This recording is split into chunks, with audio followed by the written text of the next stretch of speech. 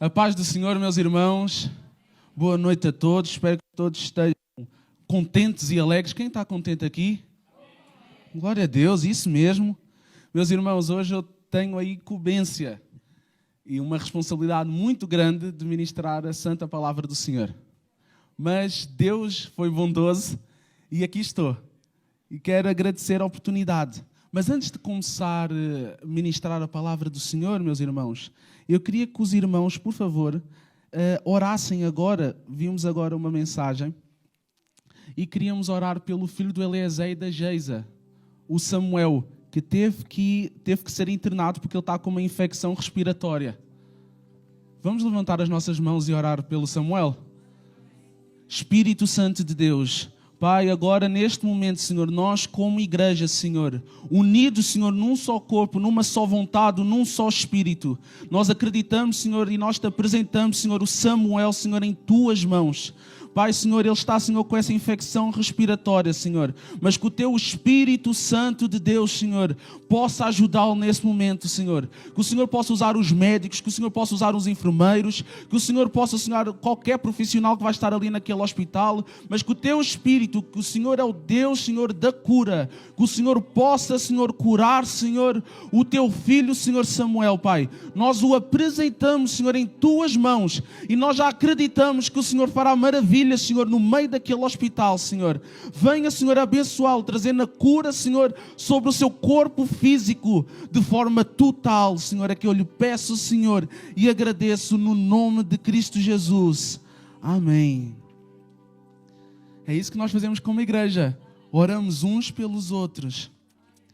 Meus irmãos, nós estamos agora numa série de mensagens neste mês a falar sobre um livro importantíssimo.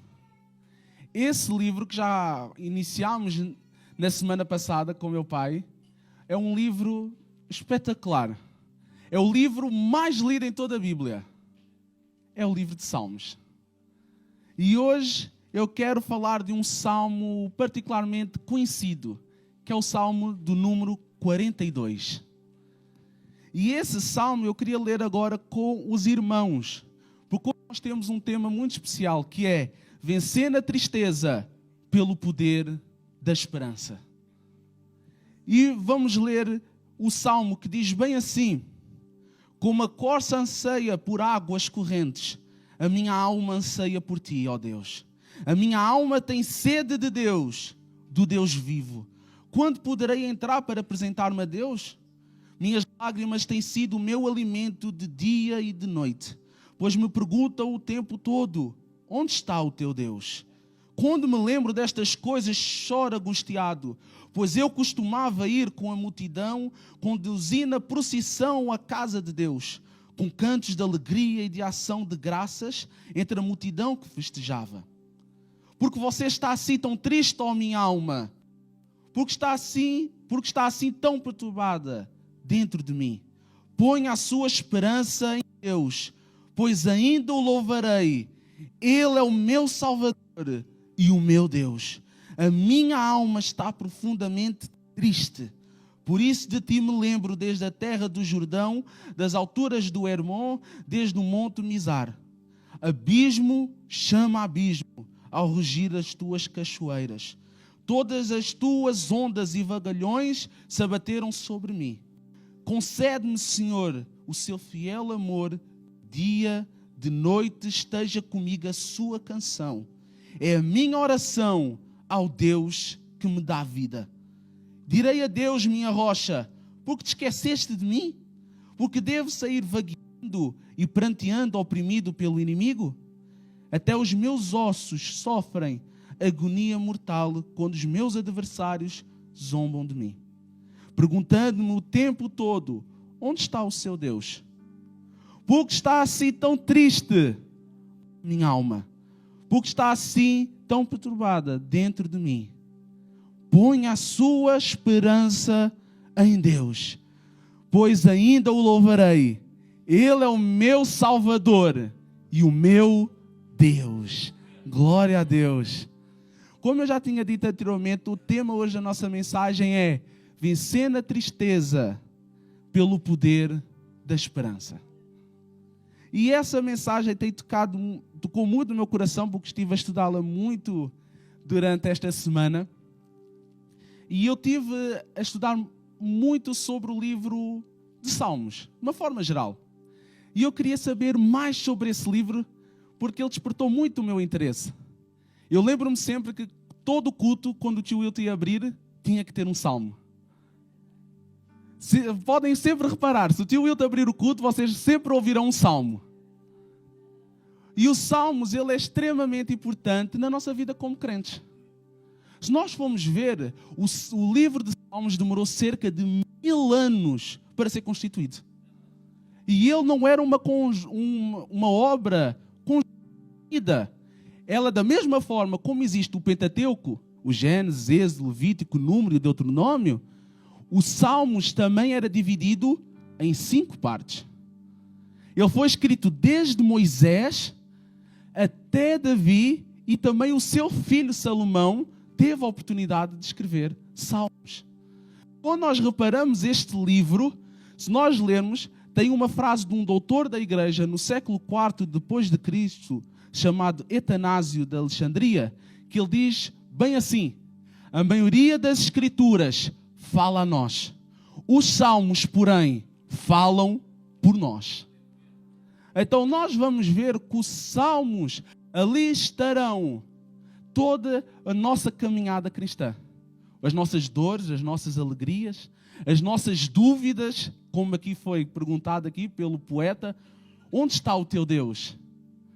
E nós vamos ver que o livro de Salmos, só para nós termos uma ideia muito vívida da situação, para uma pessoa estar no mais alta posição no clero naquela altura, desde o século IV e durante todo o período da Igreja Católica, eles tinham de saber de cor e salteado o livro de Salmos. Todos os pais da Igreja, todos os doutores da Igreja, Santo Ambrósio, São Jerônimo, todos esses tinham de saber o livro de Salmos.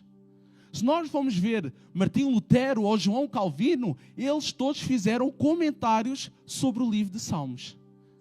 Só mais uma curiosidade: se nós lermos, o livro de Salmos é o livro mais recitado no Novo Testamento. Existem mais de 80 referências dos Salmos no Novo Testamento. Os Salmos ainda fala sobre Jesus Cristo. E até os apóstolos tomavam os Salmos como profecias que estavam a ser cumpridas no período que eles viviam. Então o livro de Salmos, meus irmãos, é um livro poderoso. E nós vamos ver o porquê. Porque ele tem uma divisão. A divisão nós chamamos de Salmos o saltério. Está bem? Não tem nada a ver com sal. Não pensem dessa forma. Mas existe uma divisão dos Salmos que está em 5 partes, que vai ser ali demonstrada. O livro número 1, eles chamamos que é do 1 ao 41. E isso nós chamamos a confrontação. O primeiro capítulo e o segundo capítulo, o primeiro salmo e o segundo salmo, porque não existe capítulos em salmos, eles não sabe-se a autoria de quem escreveu esses salmos, que dá a base de todas as coisas. O livro segundo é desde Salmos 2 ao 72, que é a comunicação. O livro 3 é os Salmos do 73 ao 89, que é a devastação. E o quarto é do 90 ao 106, que é o amadurecimento. E o último de todos, do 107 ao 150, é a consumação. Então nós vamos ver que o livro de Salmos demorou mais de 1000 anos para ser constituído. Ele é um livro rico. Ele sempre acompanhou toda a história da igreja. E graças a Deus, ele ainda nos acompanha nos dias atuais. Quando nós vamos ver estes salmos, e isso chamou muita atenção, que quando o príncipe, conhecido como o príncipe dos pregadores, o Charles Spurgeon, ele dizia que quando acabou de fazer um estudo sobre os salmos, que ele demorou cerca de 20 anos para estudar salmos de forma completa, ele diz que ele estava desiludido, porque ele tinha acabado de ler o melhor livro do mundo e queria ler outra vez. Porque queria conhecer mais, ele queria ter mais aquele desejo de saber mais e mais sobre Salmos. Ele demorou cerca de 20 anos a aprofundar os seus conhecimentos somente no livro de Salmos.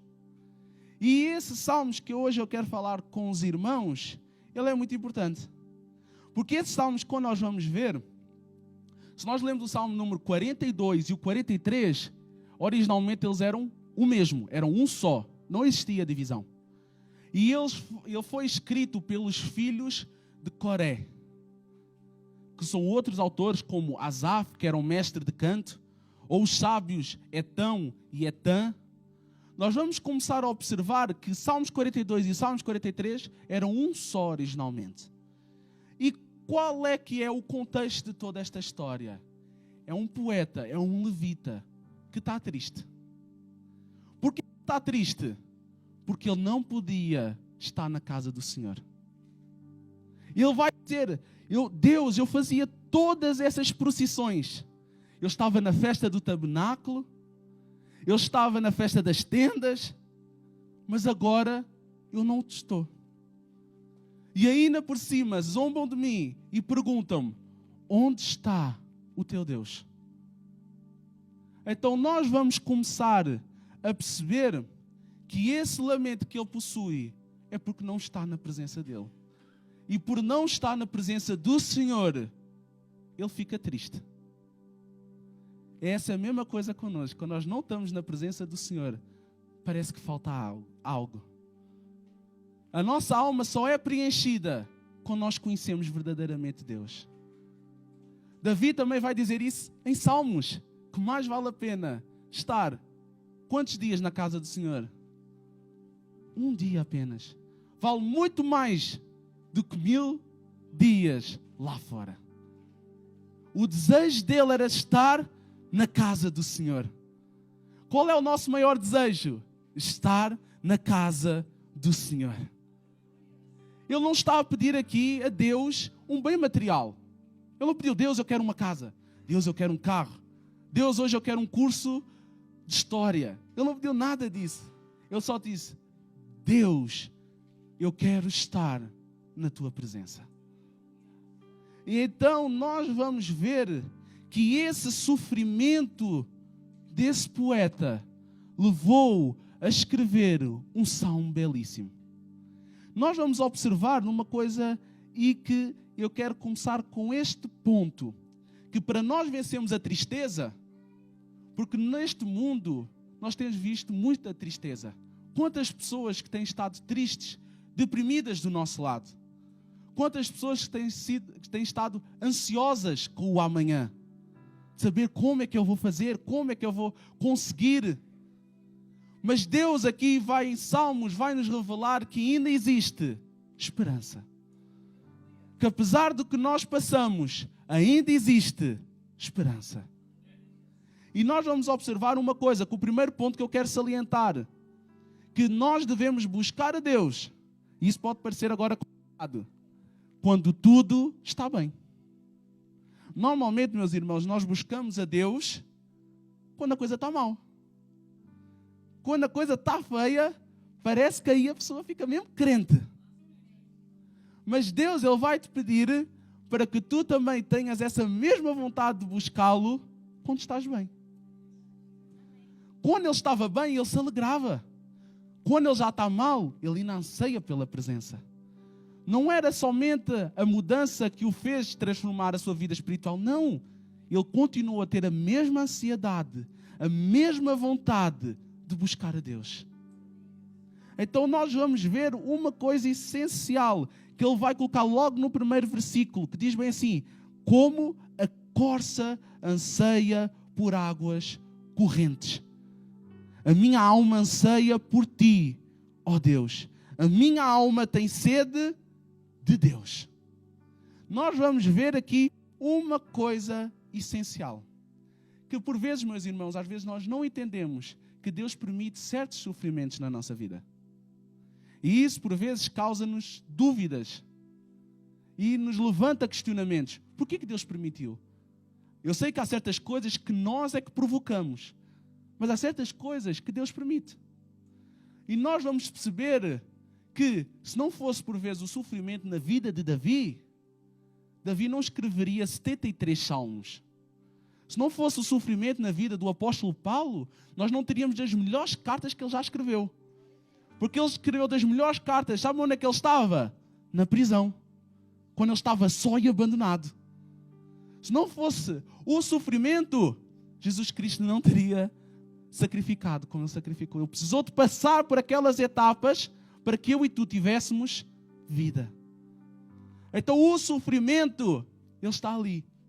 Mas o salmista vai dizer que ele tem sede. Meus irmãos, às vezes nós podemos ficar de jejum, peço desculpa, de comida durante muito tempo. Mas a água, já não. Por exemplo, eu já preciso da água agora.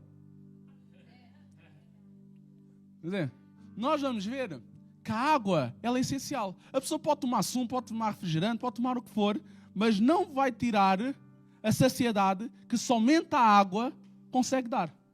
E se a pessoa não toma água, isso prejudica todo o seu corpo. E nós vamos ver que ele vai dizer que ele deseja a água, está desesperado. Ele não vai dizer que é o corpo dele, ele vai dizer que é a alma dele. Então a tristeza está a um nível extremamente profundo. E ali ele vai dizer também que as orações têm sido como alimento. Ou seja, ele vai realçar a água, ele vai realçar o alimento, mas mais do que isso que ele vai desejar é a presença do Senhor. A água é essencial para viver. O alimento é essencial para viver. Mas o mais essencial para a vida deste poeta era a presença do Senhor. Nós podemos ter tudo. Nós podemos ter carro, podemos ter tudo isso. Isso é belo. Mas o mais importante na nossa vida é o quê? A presença do Senhor. Quando Davi escreve os Salmos arrependido do seu pecado, ele disse assim: Deus, o Senhor pode me tirar tudo, só não me tire a tua presença. Quando Moisés está no deserto, ele vai pedir o quê? Deus, nos deu um exército muito grande? Não. Ele vai dizer assim: Deus, eu não quero dar um passo se o Senhor não estiver comigo. Quando ele vai subir o Monte Sinai, ele pede o quê? Deus, eu quero te conhecer cada vez mais. A vontade desses homens, por que os milagres se realizavam tanto no meio deles? Porque a vontade que eles tinham era de conhecer mais e mais da presença do Senhor. E quando eles conhecem a presença do Senhor, isso traz alegria e traz esperança. Porque eles sabem que a presença do Senhor vai acompanhar-nos onde quer que nós estejamos. E isso sim nos dá força para enfrentar as dificuldades. Porque sabemos que Deus está conosco. E a presença dEle também está conosco. Porque agora somos templo e morada do Espírito Santo. Então o próprio Espírito vive dentro de ti. Então por isso, já somos felizes. Só por isso já temos tudo. Porque se nós não tivermos o Espírito Santo, nós não temos nada. Se nós não temos Jesus, nós não temos nada. Se nós não temos Deus, nós não temos absolutamente nada. Tudo está em volta dEle. Tudo é para Ele. Todas as coisas foram criadas para glorificar o santo nome do Senhor. O nosso propósito de vida é conhecer e receber mais dessa presença sobre nós. Então nós vamos observar que até mesmo no sofrimento, Deus vai fazer o quê? Vai colocar essas experiências dolorosas e vai transformá-las em testemunhos eficazes na nossa vida para transformar outras.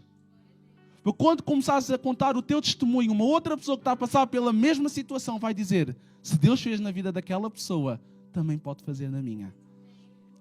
Ou seja, nós vamos ver que o sofrimento é necessário, porque isso vai permitir-nos crescer.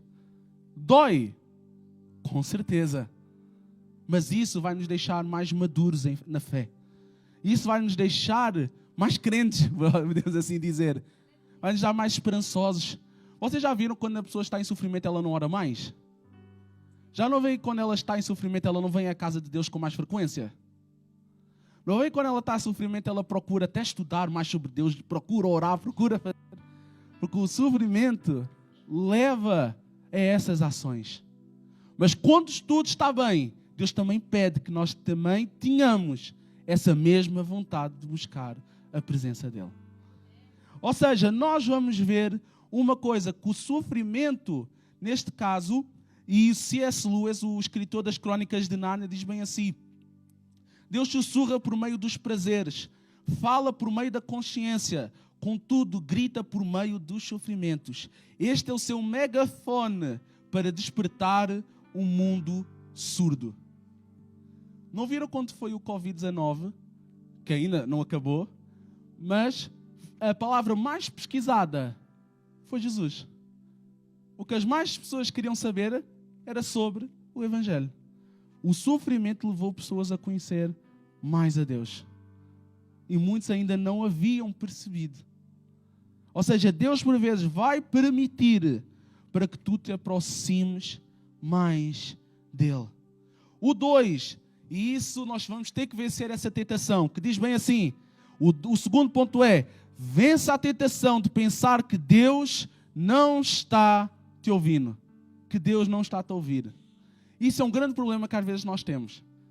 Já passaram por uma certa situação, meus irmãos, que vocês já quiseram saber a resposta de Deus e vocês ouviram simplesmente nada? Se Deus quer orar e hoje eu preciso dessa resposta, eu preciso daquilo, Deus me responde e tudo o que ouves é um silêncio. Isso não deixa às vezes a pessoa agoniada? Nossa Deus, eu preciso da resposta hoje, por que o Senhor não me responde? Eu fico agoniado, eu confesso. Nossa Deus, eu preciso hoje da resposta. E Deus merece que fique o quê? Em silêncio. E nós pensamos, será que Deus me ouviu? Será que a minha oração não está a ser fervorosa? Será que eu estou sem fé? E a pessoa começa-se a questionar. Será que Deus me ouve? Será que Deus está mesmo comigo? E esquece que Deus está do lado dela. Lembra-se de uma certa passagem que os discípulos estão no barco e acontece uma tempestade? E todos ficam desesperados. Deus, eu vou morrer. Eu vou morrer. E alguém lembra? Jesus está ali. E o que é que Jesus estava a fazer? No meio da tempestade, no meio da dificuldade, no meio do sofrimento? Dormindo. Não sabe se Jesus ressonava ou não se tem esses detalhes. Mas sabes que Jesus estava a dormir. E o que é que Jesus fez? Levantou-se, pediu para aquilo se acalmar e tudo ficou bem. E diz, homens de pouca fé. Quando Deus às vezes está em silêncio, é porque Deus está a testar a tua fé.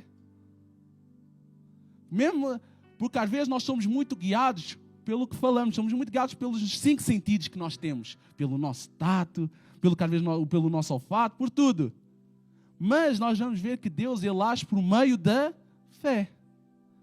E nós vamos reparar isso, que nós temos que continuar a acreditar em Deus, mesmo que nós ouvimos nada. E isso, por vezes, pode ser uma grande dificuldade. E nós vamos que ele diz bem assim, minhas lágrimas, no versículo 3, o poeta diz bem assim, minhas lágrimas têm sido o meu alimento de dia e de noite, pois me perguntam o tempo todo, onde está o seu Deus? Então, tu não és poeta, tu não cantas na casa do Senhor, não estás ali na todas das procissões, onde é que está o teu Deus agora? O que deixava ele mais agoniado era quando as pessoas perguntavam, onde é que está o teu Deus? O que é que eu vou fazer agora? Onde é que está Deus? Deus não me responde, o que é que eu faço? Estou sozinho? Não. Hoje, o que eu devo fazer, o que nós devemos fazer, meus irmãos, é orar para ter fé. Mesmo que eu ouça nada, Deus está ali no barco comigo. Mesmo que às vezes eu quero ouvir uma resposta, mas Deus diz, olha, espera um pouco. Às vezes o silêncio de Deus é a melhor resposta que às vezes nós precisamos.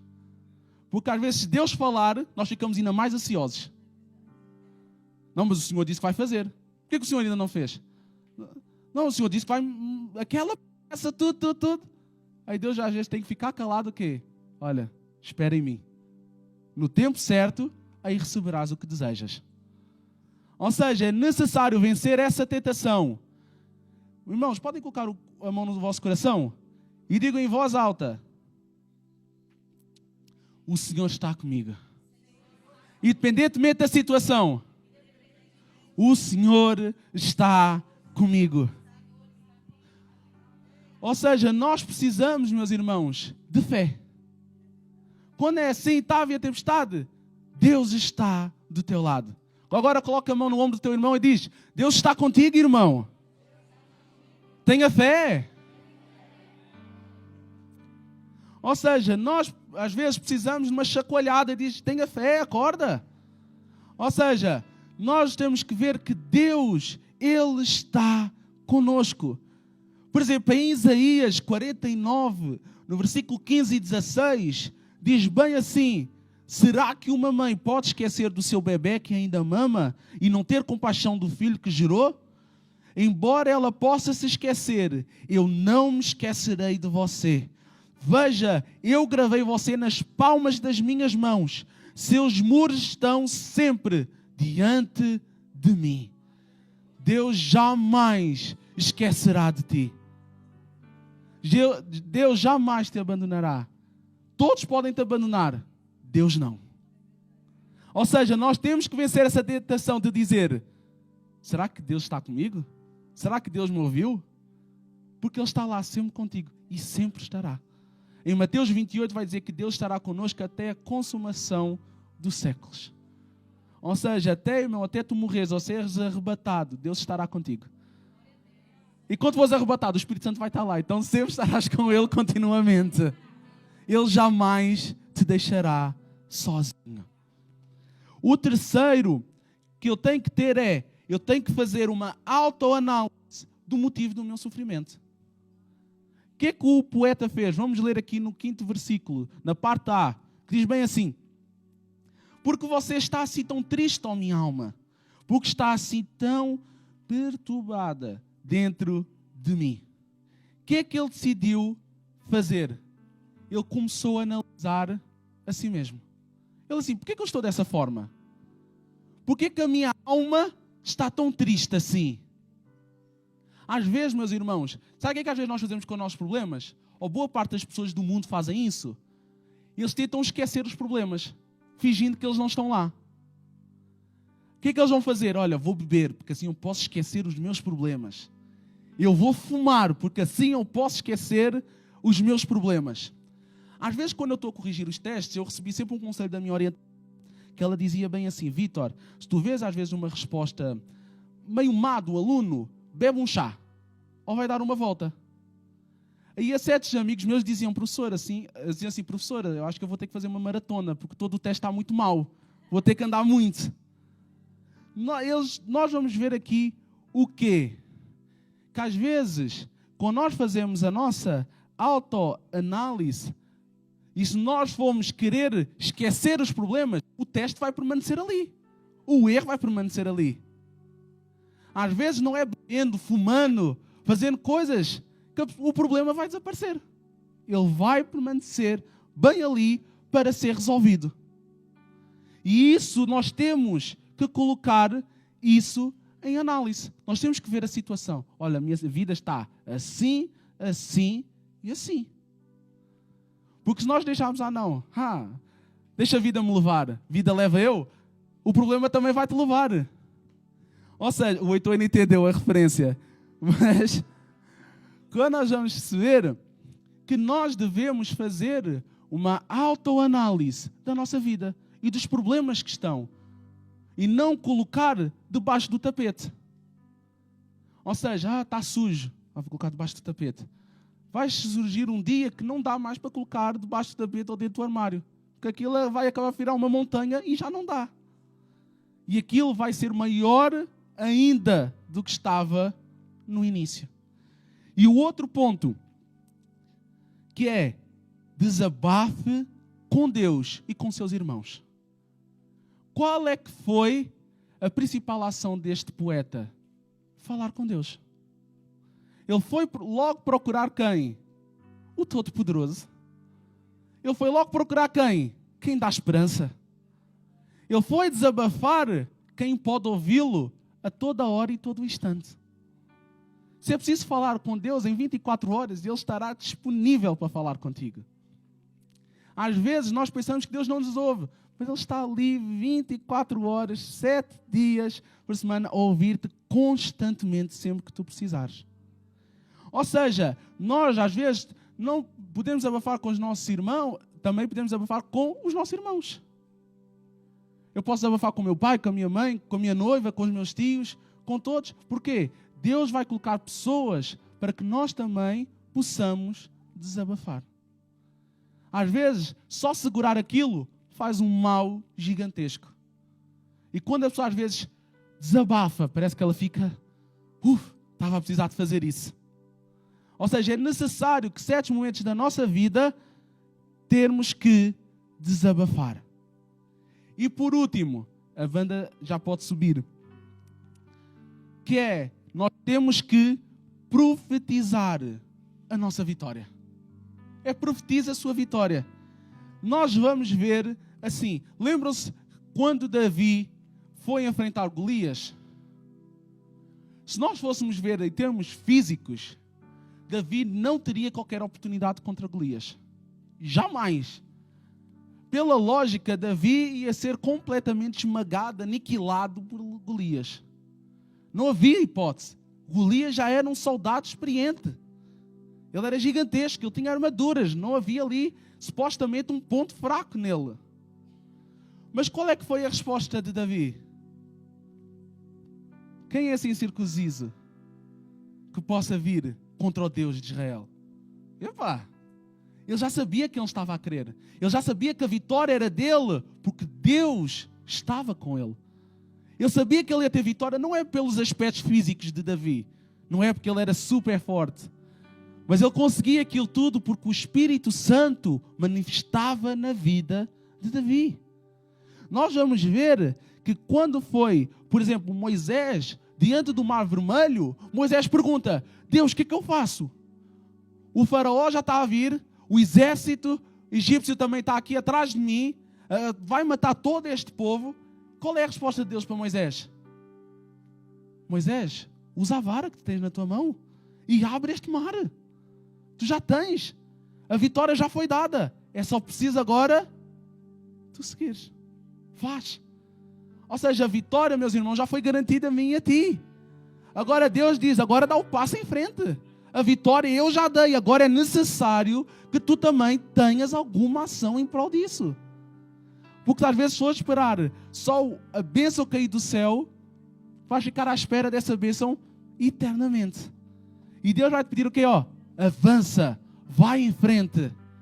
Quando Gideão só tinha simplesmente 300 homens, Deus disse assim, é com esses homens que eu vou dar a vitória. Ou seja, Deus pode te usar muito, mas é necessário também que dês um passo em frente. E então, para nós concluirmos, meus irmãos, nós temos que dizer que Deus está connosco. Qual é que é a resposta do salmista diante de tudo? Por que a minha alma está assim tão triste?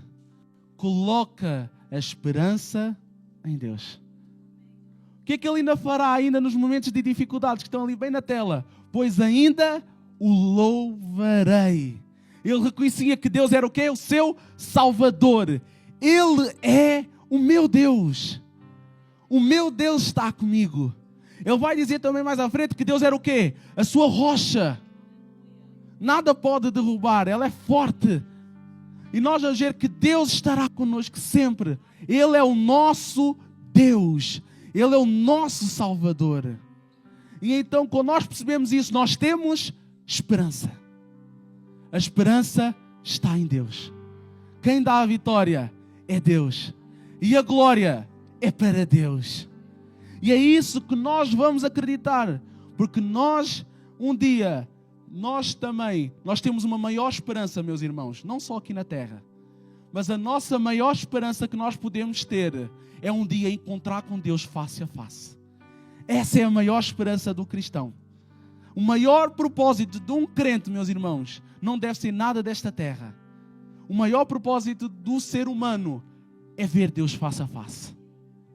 É estar com Ele. Essa é a nossa maior esperança. Porque saúde, às vezes as pessoas, nós pensamos, nossa, essa pessoa tem um corpo físico tão evoluído e agora ficou doente. E às vezes o dinheiro não salva.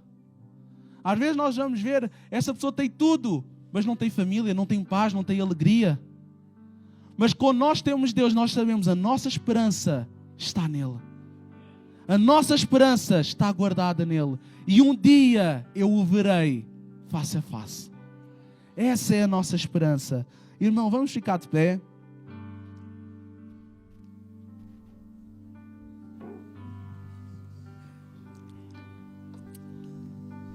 Quando nós estivermos a orar, meus irmãos, hoje eu quero fazer diferente, que normalmente eu não costumo fazer.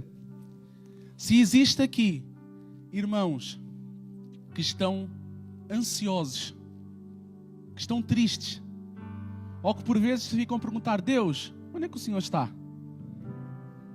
Eu queria que vocês viessem aqui à frente. O meu pai, a minha mãe, os meus tios, o Heitor, todo o diaconato ou o presbitério que estiver aqui presente estará a orar por vocês. Quem estiver assim, dizer: Deus, eu estou muito ansioso, eu estou triste com o que está a passar na minha vida. Deus, eu preciso de uma resposta da tua parte. Quem estiver assim, não tenha medo. Dê um passo à frente. A vitória já foi dada. Hoje Deus só te pede: tenha fé e dê um passo à frente. Quando eu estiver a orar, por favor, venha. Deus, muito obrigado, Senhor, por tudo que o Senhor ministrou ao nosso coração. Pai, eu sei que o Senhor conhece a alma dos teus filhos. O Senhor conhece o espírito, Senhor, deles. O Senhor sabe, Senhor, das suas vontades e dos seus desejos. Pai, se existe hoje, Senhor, aqui alguém, Senhor, que está a sentir-se ansioso. Pai, que não sabe o que fará, Senhor, no dia do amanhã. Pai, que o Senhor que está com medo, Senhor, às vezes de tomar uma certa decisão. Pai, que o Senhor hoje venha trazer a resposta. Que o Senhor hoje venha trazer a paz que excede todo o entendimento. Que o Senhor hoje venha trazer o renovo. Que o Senhor hoje venha trazer confiança, Senhor, na vida desse filho, na vida dessa filha, Senhor. Pai, nós acreditamos que o Espírito Santo, Senhor, age, Senhor, em todos os momentos. Pai, que nesse momento nós venhamos profetizar, Senhor, a vitória na nossa vida, acreditando que o Senhor está conosco até a consumação dos séculos. E que no nome de Jesus qualquer ansiedade, qualquer medo, qualquer depressão, qualquer tristeza venha ser quebrado, Senhor, no nome de Jesus. Pai, se existe aqui, Senhor, filhos, Senhor, deseja uma resposta, que o Senhor possa dar essa resposta. Se existe aqui, Senhor, pessoas, Senhor, que precisam sentir o teu toque, que o Senhor venha tocar, que o Senhor venha colocar fé, Senhor, nos seus corações e que eles venham experimentar, Senhor, a boa, perfeita e agradável vontade de Deus sobre a vida deles. Pai, nós pedimos que o Senhor venha no nome de Jesus, Senhor, tocar nessas vidas, Senhor. É o que eu te peço, Senhor, no nome de Cristo Jesus. Ministra, Senhor, em cada filho e em cada filha, que eu te peço e agradeço. Amém. Amém. Que Deus abençoe.